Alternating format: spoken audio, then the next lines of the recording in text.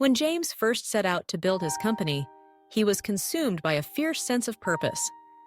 The world seemed wide open, and every obstacle looked like a challenge to overcome. He poured his creativity into late-night brainstorming sessions and his savings into prototypes and marketing, believing that hard work alone would ensure his success. Early on, there were signs that validated his optimism.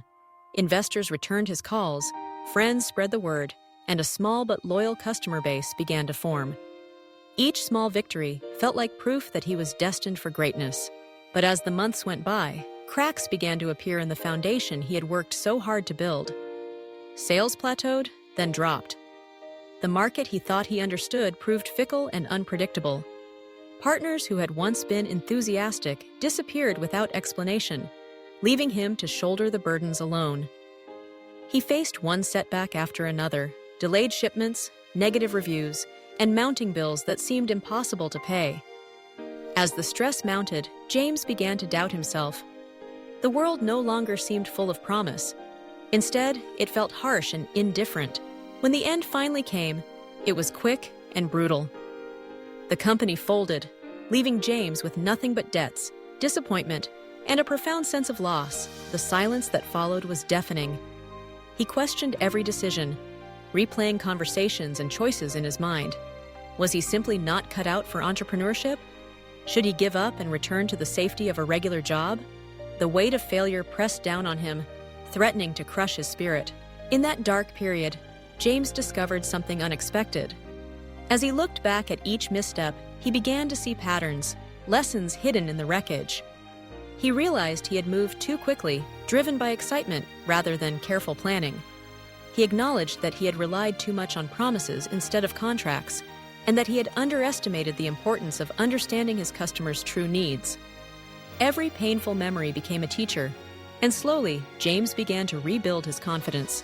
Armed with hard-won wisdom, James took a different approach with his next venture. This time, he started small, testing his ideas before committing significant resources. He surrounded himself with mentors and sought advice from those who had walked the path before him. He was deliberate, cautious, and always learning. Every step forward was measured, every risk calculated.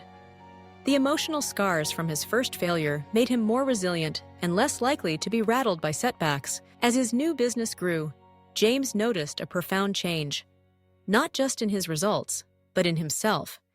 He was no longer driven solely by hope or fear, but by a grounded sense of purpose. He celebrated small wins and learned quickly from mistakes.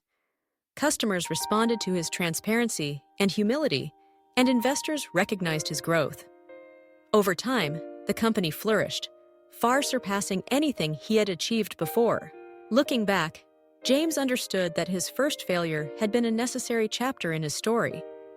It had stripped away his illusions and forced him to confront the realities of entrepreneurship. More importantly, it had taught him resilience, humility, and adaptability, qualities that would serve him for the rest of his life.